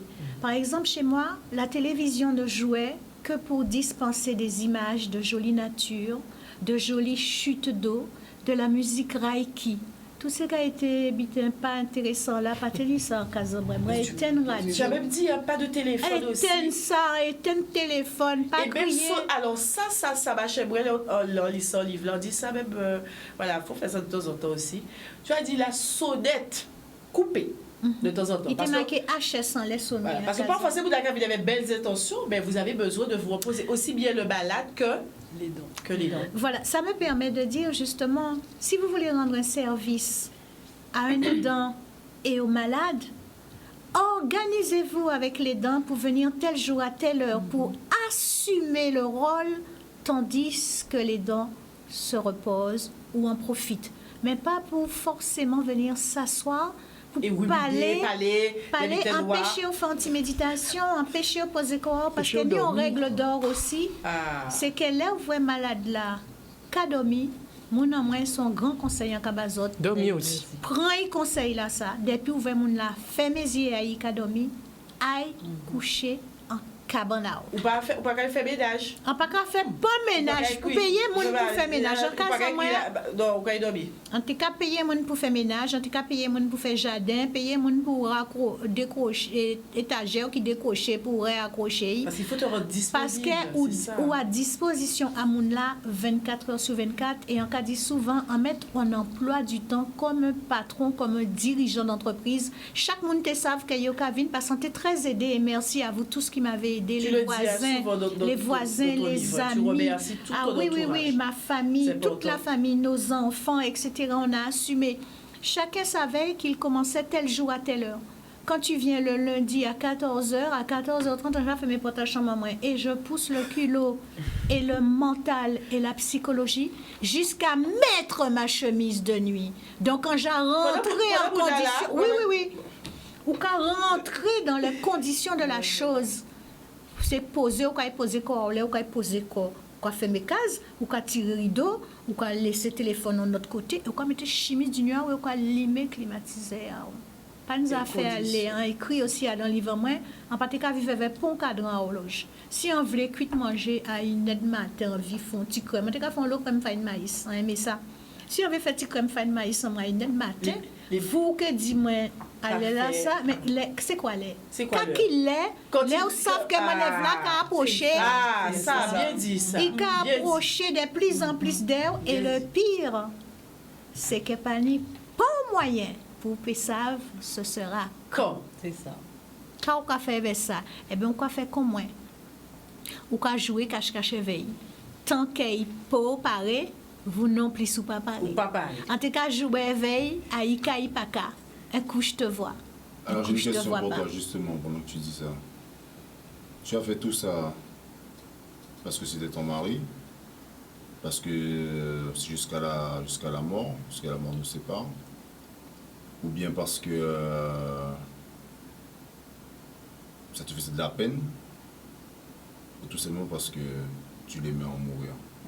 Mais surtout, la dernière, est-ce que tu avais l'espoir qu'il puisse guérir? L'espoir de la Là, donc, il pose guérison, des questions, je suis contente. l'espoir de la guérison est là en permanence. Ah. Tu as beau savoir que tu vas vers la destination finale, tu espères une escale. Il y a toujours. Tu l'espères, cette escale. Tu ne peux pas t'empêcher de l'espérer. Par contre, j'ai une conception différente peut-être de beaucoup de gens en ce qui concerne la mort. Pour moi, je vous ai dit déjà, c'est la fin de vie. Mais la fin de cette vie-là, De cette vie. celle-là, la fin de cette vie-là, c'est-à-dire que nous sommes arrivés à un stade où notre parcours va s'arrêter sur le plan physique et Physique. matériel. Souvent, tu parles de ça, de Sur le plan physique et matériel. l'esprit. Tu te poses aussi des questions, tu invites aussi le lecteur à se poser des questions finalement sur les limites de ce corps. Je vous invite vraiment à le lire. Absolument. Donc, quand tu as assumé toute cette réflexion, moi, je sais que je m'étais basée aussi beaucoup, je ne sais pas si j'écrirai pas un jour dessus, science sans conscience n'est que ruine de l'âme. Il y a tellement de choses dans cette phrase-là. Il y a tellement de choses. Et c'est pas tout. Parce qu'il y a une deuxième phrase qui revêt une importance capitale et qui demande une philosophie qui devrait se développer pendant des heures et des heures. C'est être ou ne pas être. Ah, tu l'as Qu'est-ce dit qu'on ça. veut dire par là? Tu as dit Qu'est-ce qu'on entend question, par point là? d'interrogation ou Point d'exclamation. Oli. Oui. Ça va chercher loin. Donc, la question de Mais l'existentialité... finalement, c'est ce processus qui t'amène à avoir ce type de réflexion ou est-ce que tu l'avais déjà? Je me demandais, est-ce que c'est accessible à tout le monde, finalement, de se poser ces questions, d'avoir ce recul sur la vie, d'analyser, de réajuster? Alors, le mot important, c'est accessible. Est-ce que c'est accessible? Oui. Est-ce que tout le monde est capable de faire la démarche et l'ouverture d'esprit et de conscience pour évoluer dans ce sens? Je ne sais pas. C'est une autre histoire. C'est une autre Tout à histoire fait. parce que vous avez des personnes, vous leur donnez une information, Mais, la barrière, elle se met automatiquement, alors qu'avant de mettre la barrière, tu pourrais te poser la question de savoir ce mur-là, est-ce que je peux le traverser ou est-ce que je ne peux pas le traverser? Alors, le monde de fait, j'ai Il n'y a pas eu l'occasion de faire avec moi parce que Ouais, fait gérer je ça. connais le caractère en non, moi. mais il va obligé de faire devant, ou comment nous faire devant moi? Non, pas tellement Mais ça dans fait l'esprit là, revenir ça, les- parce que je connais le caractère en moi Mais et je connais la façon de penser. Mais moi. l'indigé, c'est-à-dire que, bon, nous ne croyons pas les Guadeloupéens, l'indigé, c'est dans ce sens-là qu'il leur voit nous pas capables de faire ça devant bitin, parce que ça c'est trop grand pour nous, nous qu'on rit. Parce que nous aimons rire, donc c'est dans ce sens-là, ça. C'est-à-dire que moi pas présenté dans l'essence des ambitins qui trop grand pour eux. Moi présenté, il y avait des mots accessibles Oui. à tout un chacun. En présenter Chacun ça peut d'une puiser. certaine manière, en mettant le vocabulaire, et d'ailleurs, il y a un monde qui dit, moi, en ayant un style littéraire extraordinaire. mais Et c'est pas n'importe aussi quoi. affûté que ton caractère. Oui. Ça s'entend. Ah oui, tu passes pas par quatre chemins, tu dis les choses, même des Oui, conseils, ouais. des questionnements que tu invites à se poser. Et même quelqu'un dans sa vie de tous les jours, je pense, aidant ou pas aidant, malade ou pas malade, c'est un livre qui peut aider avoir cette force de caractère, à voir la vie différemment et à se rendre compte aussi qu'on a finalement des champs des possibles peut-être plus grands que ce que l'on pense. Le champ des possibles est immense. Simplement, laissez les voies VOX et les voies VOIES ouvertes. N'hésitez pas à plonger dans l'inconnu, à vous informer, à chercher à comprendre, parce qu'il existe quand même beaucoup de choses, beaucoup plus que ce que vous vivez chaque jour sur le plan terrestre. Il y a d'autres choses qui existent. Pourquoi vous croyez dans le ciel? Parce qu'on vous a appris à croire que là-dessus, il y a un ciel. Mais si vous êtes élevé à mes côtés, que ce soit un ami ou des gens de l'association, ou que ce soit nos enfants, etc., vous avez vu notre type de fonctionnement. Et quand nous tenons ce type de langage, eh bien, personne ne rigole. Personne, au contraire, chez nous, il y avait des dîners-débats. Au contraire, on nous en demande encore plus, encore plus. D'ailleurs, probablement, les gens qui nous écoutent vont dire, faites si madame là, ou virez pour nous payer. On dit ça. Pour ça, je C'est clair. Qui nous dit, boudou, belle émission, zéro faute. Oh, poto, bito, à fond, madame là, ça. Oui. Marie-Lou qui nous dit, écoutez ça, Seigneur, elle m'a redonné l'espoir de voir la fin de vie autrement. Merci beaucoup, cela me réconforte. Je pense que nous aurons d'autres également. Alors, Bénédicte, regarde. Nous avons pensé, disons, les lacs avancés, nous dit, pour dire. Alors, nous partons avec la chronique de notre blabla-thèse. Est-ce que tu es prête, madame? Oh, oui, toujours. Plus que jamais. Parfait. Allez, c'est parti pour notre rubrique Coudzier avec la blabla-thèse et on revient dans un instant. Oui, du coup, dans ma chronique, on va voir d'autres femmes qui, comme enseignants, ont décidé d'aider les personnes qui passent par cette phase-là. Souvent, ça part d'un traumatisme personnel, d'une situation vécue. Ça a été le cas aussi pour Epsi Thomas, qui est à Détroit, aux États-Unis, et qui s'est posé une question en 2015, à savoir où les femmes noires vont-elles pleurer. Elle se l'est demandé parce qu'elle-même, après le décès de son fiancé, elle s'est sentie très seule, en fait. Oh. À la recherche de soutien, elle a réuni à ce moment-là un groupe informel d'amis. Voilà, encore une fois, elle en a parlé à son entourage ou même de membres de la communauté dans la boulangerie qu'elle tient là-bas. Ils ont commencé à parler et ça lui a permis de constater avec d'autres femmes noires que ça faisait tellement de bien de pouvoir exposer son chagrin, ses traumatismes et ses douleurs sans jugement. C'était tellement important de libérer la parole autour de ça. Et en plus, on fait un constat dans cette société que justement, les services de deuil et même tout ce qui est autour de la mort ne sont pas trop disponibles, surtout auprès de notre communauté, qu'il y a même un espèce de stéréotype omniprésent selon lequel les femmes noires, justement, fortes, ne veulent pas ou ne doivent pas afficher d'émotions. Personnellement, j'ai même déjà entendu dans des enterrements face à des femmes qui exprimaient leurs émotions qu'elles faisaient du cinéma. Enfin bref, avec...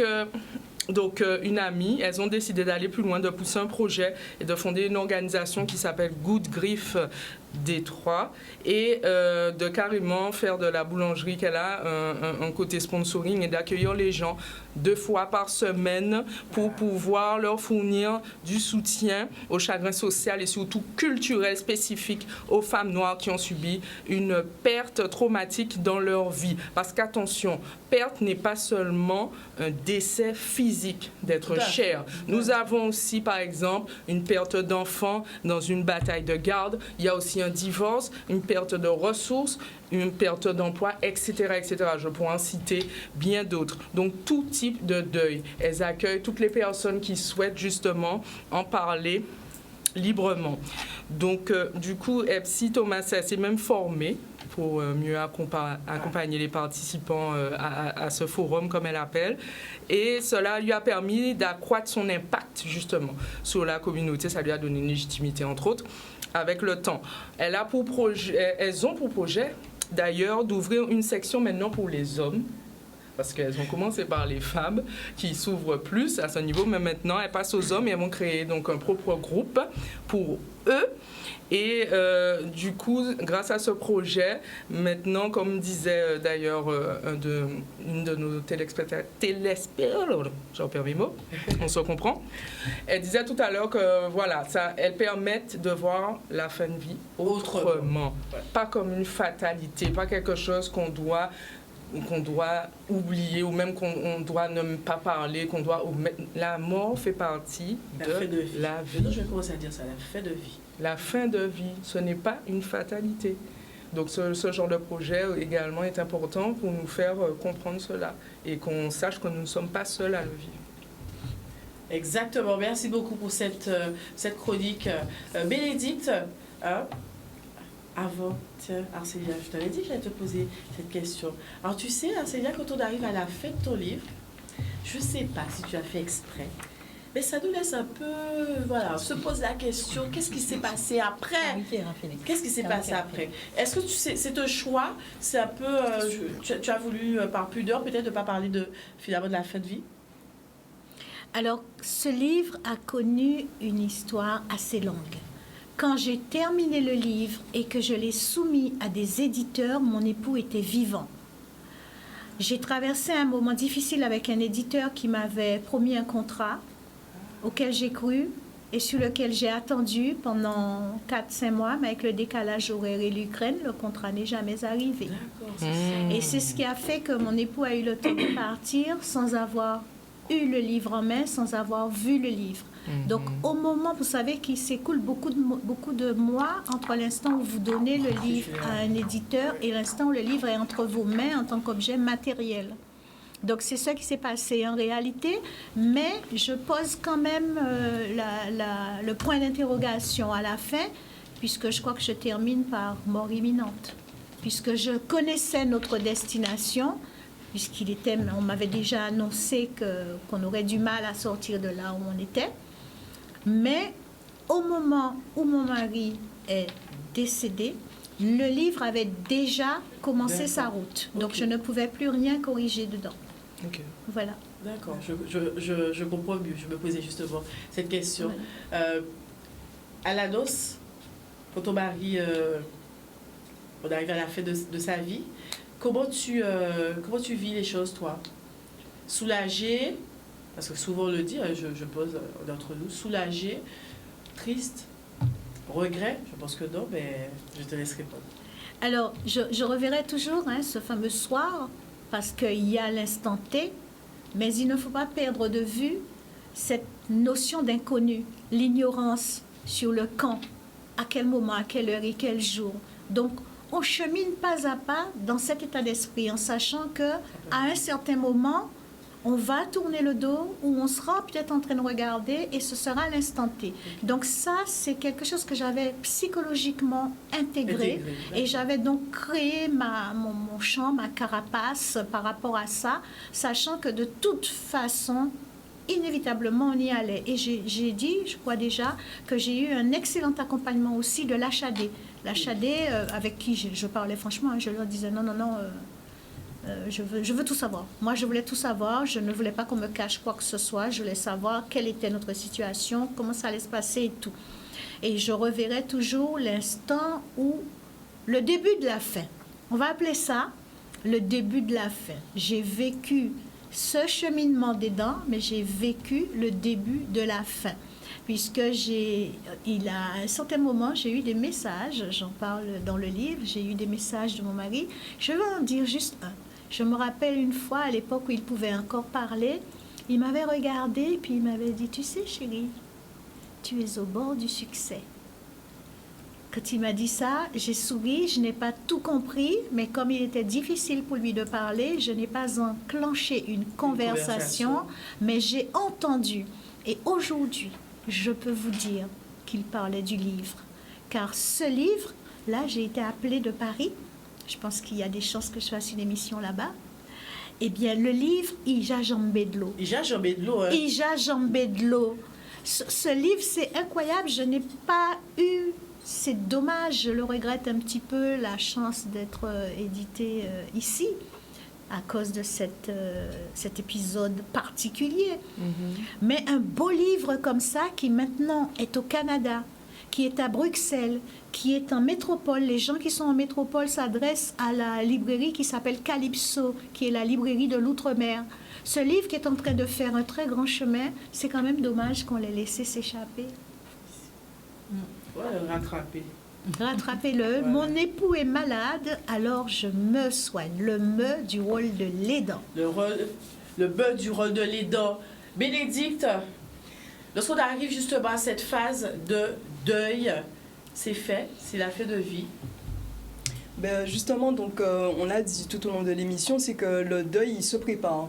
Donc ça veut dire qu'en soi, il ne faut pas forcément attendre d'être arrivé à la situation de fin de vie, de décès, pour se dire que justement, on va commencer à préparer le deuil. Le mieux à faire, c'est que surtout quand la personne elle a annoncé sa maladie, c'est de s'y prendre en avance. Mais justement, par rapport à l'après, c'est là la période la plus difficile, puisqu'il y a énormément de démarches administratives que je n'aurai pas le temps de détailler ce soir. Mais c'est un processus qui commence à partir de l'annonce du décès, donc dans les 24 heures, ensuite dans les 6 jours, après dans le mois d'après, et jusqu'à pendant une année, voire après, il y a énormément de démarches administratives à faire, donc des déclarations, des comptes à aller boucler, des pensions à demander, parce qu'il y a beaucoup de personnes aussi qui ne savent pas qu'elles peuvent bénéficier d'une aide après le décès, surtout si c'est quelqu'un d'âgé qui a lui aussi besoin d'aide après la mort. Enfin, il y a toutes sortes de dispositifs qui sont mis en place justement pour pouvoir aider les gens après le décès, mais malheureusement, entre le chagrin, le deuil, peut-être la possibilité qu'on s'en passe c'est ça, donc justement, rôle en moi, c'est de justement permettre de faire en sorte que Mouna peut concentrer exclusivement sur le fait de guérir. Ouais. Parce que pour faire travailler à deuil, etc., ou besoin, on a l'énergie, on a les ressources pour vous-même déjà d'abord pour commencer. Ça, donc, rôle en moi, c'était vraiment d'aider ces Mouna à remplir toute la partie administrative. Donc, il y a un certain soulagement vis-à-vis de ça, parce qu'il y a le papier à faire, il faut aller chercher qui côté. En plus, il y a la culpabilité de dire oublier tel côté, ou peut-être ou pas savent qu'à là pour faire, etc. C'est bon, là, si on peut penser à l'argent, mais c'est bien là, il n'y a pas qu'un bité à payer, il faut clôturer compte. Voilà, etc. Donc, il n'y a pas qu'un bité à faire, et moi, justement, rôle en moi, c'est d'aider ces gens-là à tous les aspects, et aussi d'orienter vers des structures, comme des associations, comme tu as enseigné bien à Cassia, pour justement permettre de donner un certain soutien psychologique, parce que c'est ça qui est plus important là, c'est le mental. S'il y a dans tes temps, ça pas la restance à péquer non plus. Mais c'est ça, donc apporter un certain soulagement à tous les aspects, que ce soit physique, émotionnel, spirituel, etc., de vraiment permettre Mouna de sentir suffisamment apte et suffisamment confiance pour ça surmonter face de deuil là, pour pouvoir réparer, reconstruire, etc. Donc voilà, moi c'est vraiment ça, de gérer tout aspect là, ça, et de façon globale et efficace pour que Mouna peut justement concentrer c'est lui-même. Exactement. Voilà, exactement. Voilà, on peut trouver, parce que souvent quand on fait la fois, je ne sais pas ça sentait qu'il existait. On peut trouver ça très bien. C'est inédit, justement, c'est une nouveauté, donc ça permet justement de faire appel à moi, de faire confiance en moi, et de justement permettre le maximum de Guadeloupéens de vivre le deuil différemment, le deuil et la maladie, de façon un petit peu plus optimiste. Nous n'y doit aussi de souffler petit bon, nous aimons dire qu'on est de la forme, etc., mais nous n'y doit de... Fait tous mettez en tout celle là, porter machin, ou en deuil, il faut monter, il faut descendre, non, on y doit de souffler petit bon. Donc justement, fait-moi qu'à permettre nous, en fonction de budget, etc., donner un petit soulagement. Ça c'est important, c'est quasi en fonction de budget, ou pas, ou bien péter bras. Non, mais elle n'est pas bénévole. Il faut y toucher en bitin. Il faut manger, il faut y boire, il faut payer facture. Et qu'à travailler, parce que ça, il faut le faire. C'est on l'autre travail. C'est mon Jacques à mon répondre. Vous faites la blague. Mais là, il y a Jacques payé. Non, mais ne t'inquiète pas, c'est même pas par rapport avec la mort. On a critiqué prix à tout bitin. Elle s'exprime très bien, la jeune dame. Merci. La jeune dame, vous voyez ça encore? Je crois que la jeune dame. Ah, mais c'est pas grave. Mais c'est vrai, tu es jeune. Nous venons de dire de la jeune. Tu es jeune toujours. Alors, ton réseau social ou alors peut-être tes coordonnées? Moi, je suis joignable par téléphone surtout, donc au 06 91 25 75 79. Bon, pour l'instant, j'ai pas encore de réseau social. Enfin, c'est par téléphone. Vous pouvez me joindre par SMS ou sur WhatsApp si vous n'arrivez pas à me joindre en appelant. Et ensuite, on pourra convenir de rendez-vous pour pouvoir voir exactement comment est-ce que on peut s'organiser. Ok, pas attendre ta barre les autres. Voilà, c'est ça. Donc, ça veut dire que si j'ai un processus où j'osage, ça fait qu'on a l'entourage à autres, si le déclin, j'ai déjà fait appel à moi pour justement les bitins là qui arrivent, qu'au moins tout bitin que j'apparais, quoi, même en fonction de mouna, parce que nous t'es qu'à dit ça là, en fonction des successions, des héritages, etc., nous pas ni le réflexe de prévoir ces bitins là ça. Et même ne serait-ce que de dire, nous allons nous l'hôpital, quand vous voulez qu'il y ait fait, ne serait-ce que pour crémation, inhumation, et le plus souvent entre les timounes, etc., t'as là dit, ouais, mais moi, pas d'accord, et ça, moi, pas d'accord. Nous pouvons éviter tout ce genre de souffrance là, ça, parce que c'est des souffrances, peu importe pour chaque monde en fait qui n'y a affaire à ça, ou d'être gérer moi là, mais d'être gérer tous les problèmes qui n'y derrière. Non, ça il faut arrêter ça, et justement mon rôle c'est de permettre de fluidifier tout ça et de faire en sorte que voilà que le deuil soit vu mais différemment. Je dois nous payer. Bravo, très bien, très bien. Bravo pour ça. Cassia, toi aussi, tu es au sein d'une association qui a apporté bon d'œuvre pour aider, on le rappelle, les malades, mais aussi les aidants. Donc, ne restez pas enfermés, il faut venir. Cassia. Alors, l'association Karikera, effectivement, qui a apporté bon d'œuvre, il faut savoir que ce n'est pas un deuil à la mort et ni deuil à la maladie. Là. Ah. Oui. Parce qu'il faut savoir que l'autre a pour un cancer, là, il vient du diagnostic pour un cancer, et nous, tout ton cheminement qu'a fait pour arriver à faire deuil à la maladie, là, il faut reprendre vie avant. Et bien souvent, effectivement, l'annonce déjà son butin, il faut passer par l'acceptation. Après, il faut faire un cheminement pour arriver jusqu'à la rémission. Et après la rémission, pour reprendre sans sa vie. Donc, nous là pour accompagner ces gens qui arrivent en rémission, qui font un cheminement de gros soins. Arrivé en rémission, on met en place des ateliers oncologiques de soins de support, à savoir la réflexologie, les groupes de parole, des ateliers comme l'aquagym, la salsa, pour essayer de faire retrouver un peu le goût de la vie et reprendre, se réapproprier leur corps aussi et reprendre le sens de leur vie. Ceci étant, on est une jeune association, on n'a pas encore vraiment de cas de décès, on en a eu 2, mais quand la psychologue nous a dirigés vers les familles, ils étaient réticents. Il faut savoir que si on n'a pas de vivre, il n'y a pas qu'à vivre en fait. Dans l'isolement, ils préféraient vivre partie là, ça tout seul. Enfermé. Enfermé, souvent, et comme je l'ai dit, nous Guadeloupéens, nous ni orgueil, nous ni on m'en est pour tout le temps d'après, nous font, nous avons fait tout seul. Mais nous aimons cacher. Voilà, et surtout nous aimons cacher, parce que moi, ça fait des cas, j'ai des fois pour 2 familles, et chaque fois qu'on vivait vers eux, en fait, je dis que vivre, l'envirer, crier pour nouvelles. Je dis, mais ça va, vous inquiétez pas, nous avons fait ça qu'il faut, ça va, nous avons gérer. Donc, c'est très compliqué. Effectivement, la partie administrative va être beaucoup plus simple, puisque là, tout le monde prie dans des démarches et des côtés bloqués. Mais pour faire le passage de deuil là, puis on peut vraiment venir vers l'association là, puis on peut trouver un petit réconfort, anti-force. Ils sont très réticents. Déjà, même avec maladie là, nous avons du mal à faire venir pour nous prendre en charge. Il faut savoir que le cancer, c'est tabou en Guadeloupe. Le cancer égale mort, tout de suite, ou quoi assimiler au mot mort. Et donc, c'est mon dans l'isolement, ne serait-ce que pour maladie là, il y a dans l'isolement là. Donc, nous avons fait un gros travail de fond pour essayer de tirer dans l'isolement là, mais c'est compliqué. C'est compliqué. Son cas dit là, ça veut parce que même si Facebook là, on dit qu'elle dit je connais une personne que je ne vois plus, alors que tous les jours je vois cette personne, un petit souci de santé, ça y est, la personne se cache. C'est ça. Plus personne. Même une visite de courtoisie, on sent que cette personne est gênée. Aussi d'autres personnes, soucis de santé un peu plus sérieux, cette personne a carrément quitté le quartier. Ah, ce sont des situations. Oui, Bénédicte, et puis après ça nous a balancé la parole. Justement, en TV, disons, dernier si parole, c'est que tout travail en moins qu'à reposer justement sur un système de réseau. Ça veut dire que nous apprenons à fonctionner ensemble. Et autour du deuil de la maladie, moi, ça en TV aussi, c'est que nous, on a parlé de l'aidant. Aujourd'hui, nous parlons de gens qui aident des gens.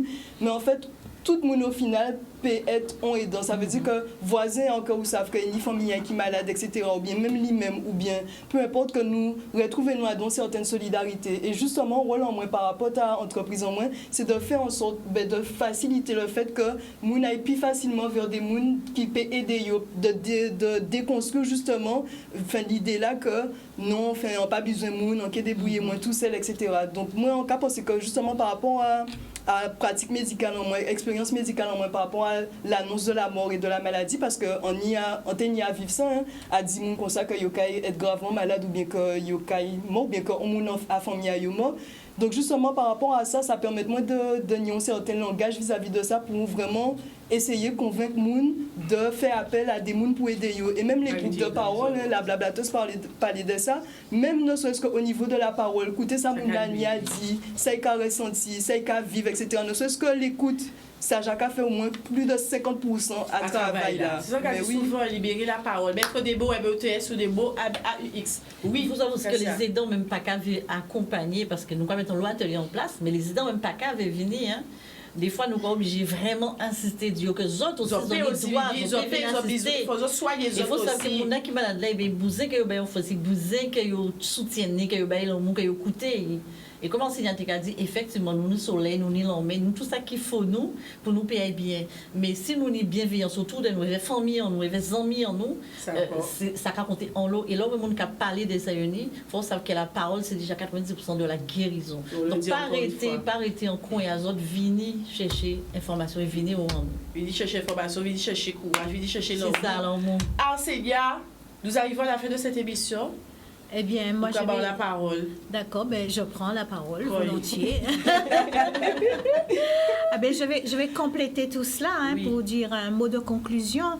C'est vrai qu'il faut bien s'entourer, mais ne pas perdre de vue que le lien social va vous apporter un rayonnement, va vous apporter des collaborations, des énergies nouvelles. Et j'ai envie de dire... Justement, si vous êtes en difficulté, c'est là pour trouver un moment pour aller dans une association. Pas quitter pour mon dire ou j'ai des problèmes, il y a mettre de côté. Il faut s'occuper, mettre autre chose dans l'esprit, mettre autre chose dans la tête. Et c'est ce travail-là qu'on fait avec les aînés du Rézé. Je suis la présidente de l'association des aînés du Rézé. Voilà, donc nous faisons un travail justement pour donner du bonheur aux aidants. Et comme Cassia le disait, je rencontre aussi cette difficulté. Nous faisons énormément de pubs. Nous sommes 4 fois par jour en télévision, en publicité. Et je fais beaucoup d'émissions télé aussi. Les gens entendent en radio, voient dans les journaux, etc. Les gens savent maintenant que les aînés du Rézé font quelque chose pour les aider parce qu'ils sont des aidants et qu'ils ont besoin de ce soutien-là. Mais il y en a qui ne bronchent pas facilement. Peut-être que la douleur est trop forte, peut-être que... Je ne sais pas. Mais écoutez, brisez ce silence. Brisez cet enfermement. Manifestez-vous. Et j'ai envie de dire un petit mot supplémentaire, préciser que nous avons créé une chaîne incrémentale de solidarité avec 10 financeurs et institutions. Nous avons la MIAG, la DRAGES, Direction de la jeunesse et des sports, avec le Fonds de la vie associative, le pôle territorial de la coopération économique, Cap Excellence, le département, la mairie des Abîmes, les aînés du Rézé, la Fondation Crédit Agricole, etc., etc. Nous faisons des choses pour vous apporter du bonheur. Mais sortez un petit moment, venez vers nous, chercher et prendre ce bonheur en pleine conscience, à plein poumon, pour une pleine et belle vie. Et un petit coucou pour, d'une part, Cassandre Cléon, qui est une personne qui a fait une très belle émission sur mon livre en Martinique, le livre La Jajambé de l'eau, et aussi un mot pour penser et envoyer Big Force et bon mental à tous les suspendus, parce qu'il y a aussi besoin d'être aidé. Bel petit message, tout le monde. Ton livre, on peut le retrouver où? Moi, j'ai déjà le... Alors, ces jours-ci, je pense qu'il y en a chez Cultura. Peut-être pas beaucoup. Il y en a, tu en as vu chez Cultura, ils ont reçu leur colis. Donc, essayez d'aller voir chez Cultura et Boutique de la Presse. Et je fais un... Il y en a plus à la Boutique de la Presse, ils sont en rupture. Il y en a plus. Écoutez, la preuve est là, hein. Quand on livre carton en rupture, tout est dit. Hein. Et en rupture, tout partout. Mais je sais que la Boutique de la Presse a fait déjà une nouvelle commande, puisque je vais bientôt avoir une séquence de signature avec eux. La commande a été lancée et Cultura a fait la commande? Enfin, il y en a en tout cas. Il y en a chez Cultura, donc ils ont dû recevoir peut-être aussi une commande. Donc le livre a un grand succès et ça vaut la peine. Ça vaut la peine parce que ce que je veux vous apprendre ou vous transmettre, si vous voulez, c'est comment vivre une situation douloureuse dans des conditions acceptables. Les conditions acceptables. Elle dit, je pense aussi fortement à tous ces mots, ces chapitres que je relis moi-même, avec parfois certains plaisirs et étonnements. J'ai tellement prié, médité et écouté mon maître intérieur. Je l'ai laissé agir à travers moi. Avant d'écouter la dernière chronique, la chronique du parolier, Marilou qui nous dit, l'isolement n'est jamais bon pour notre morale. Il faut toujours être bien entouré. Qui tout cyprien qui nous dit, merci pour tout. J'ai entendu et j'ai appris ce soir. Magnifique. Casse Créole qui nous dit, pour finir, le côté spirituel est capital. C'est un soutien indéfectible. Belle pensée pour ces soignants-là. Force Bayo. Bon à savoir pour Cultura, ce n'est pas tombé dans les oreilles d'une sourde. Voilà. C'est parti. Le parolier, raide, dur, bandé, tout le monde qui attend. Chronique là, on donne cabot.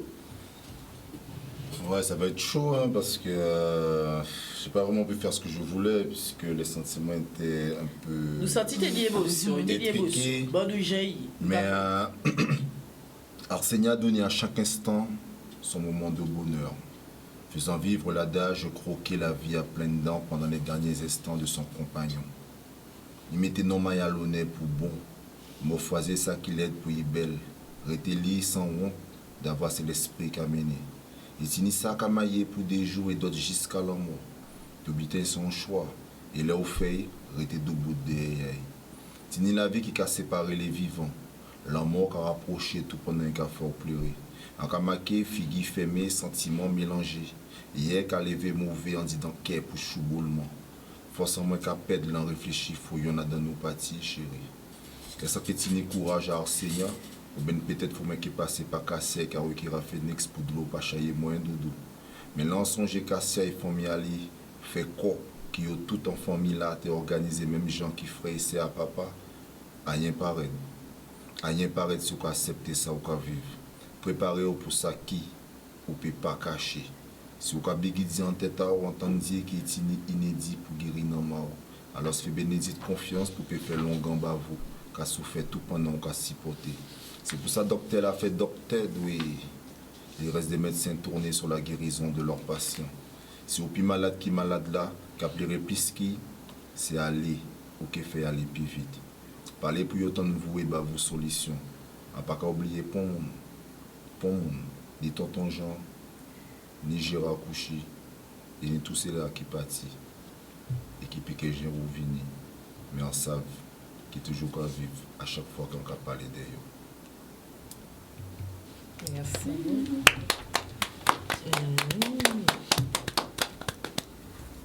Non, tu peux pas applaudir ça. Hein? Non, mais c'est beau. Je peux pas applaudir parce que des fois j'ai du mal qu'on m'applaudisse.